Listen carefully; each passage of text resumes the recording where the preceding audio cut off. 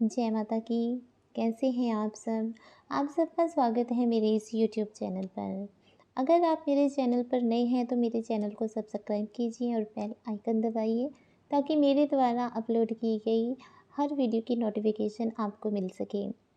मैं आपसे एक प्रश्न पूछती हूँ, क्या आप पर भी बुरा समय जब आता है तो आप अपने रिश्तेदारों के पास, सगे संबंधियों के पास सहायता के लिए भागते हैं? अगर आपका जवाब हाँ है, तो बिल्कुल भी ये वीडियो स्किप मत कीजिएगा क्योंकि ये वीडियो सिर्फ़ और सिर्फ़ आपके ही लिए है। बहुत बार ऐसा होता है कि हमारे अ, ऊपर या हर एक के ऊपर अच्छा और बुरा समय आता ही आता है। जैसे सिक्के के दो पहलू होते हैं, उसी तरह जीवन में सुख-दुःख आता है, धूप-छाँव आती है, अच्छा और बुरा समय भी आता है। ठीक है ना? लेकिन बुरे समय की ख़ासियत ये होती है कि वो अपनों की पहचान करवा जाता है। बुरा समय जब आता है तब पता चलता है कि हमारा सगा कौन है, हमारा पराया कौन है।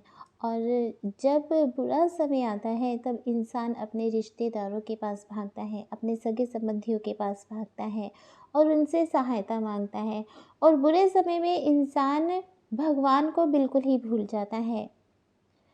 आपने महाभारत में द्रौपदी चीरहरण का जो वो था सीन था वो देखा होगा, है ना?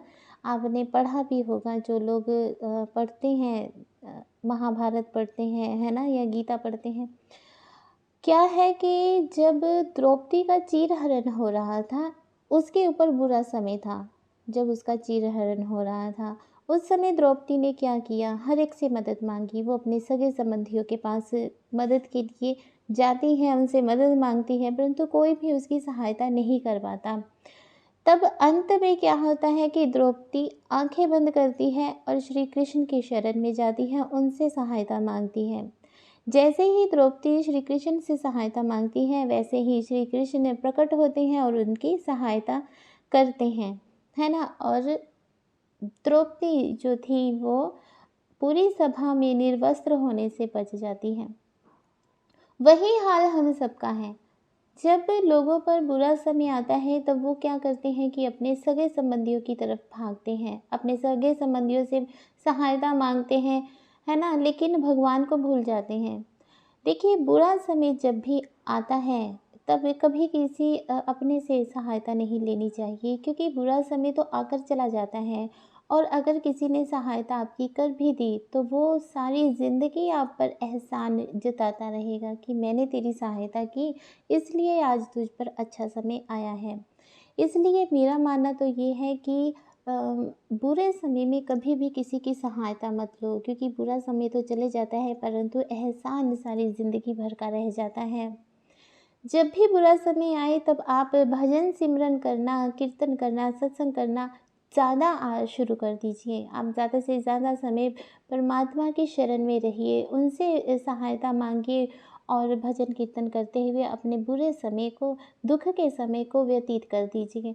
जब आप भजन कीर्तन कर रहे होंगे, जब आप सत्संग कर रहे होंगे, जब आप सिमरन कर रहे होंगे, उस समय जो आपका बुरा समय है, वो एक समा अच्छे में बीत गया क्योंकि आपने देखो जब परमात्मा की शरण में गए आप तो परमात्मा में की शरण में जो समय बिता दिया वही समय सबसे उत्तम होता है। यानी कि आपने अपने बुरे समय में भी अच्छा समय निकाला, है ना?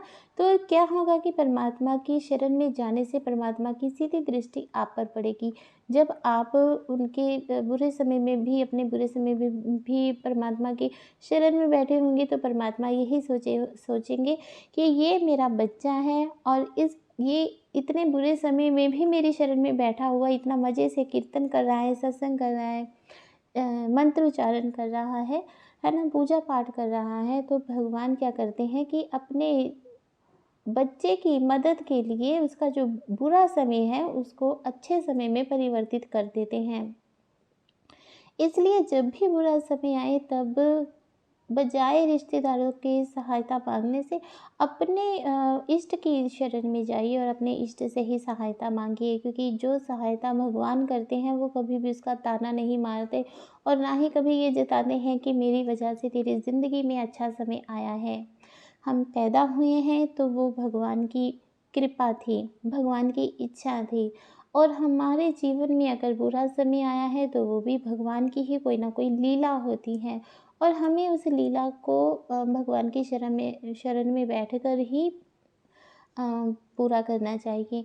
इसलिए जब बुरा समय आता है तब परमात्मा की शरण में जाना चाहिए, क्योंकि परमात्मा सब कुछ कर सकते हैं, अच्छे को बुरा और बुरे को अच्छा कर सकते हैं, है ना?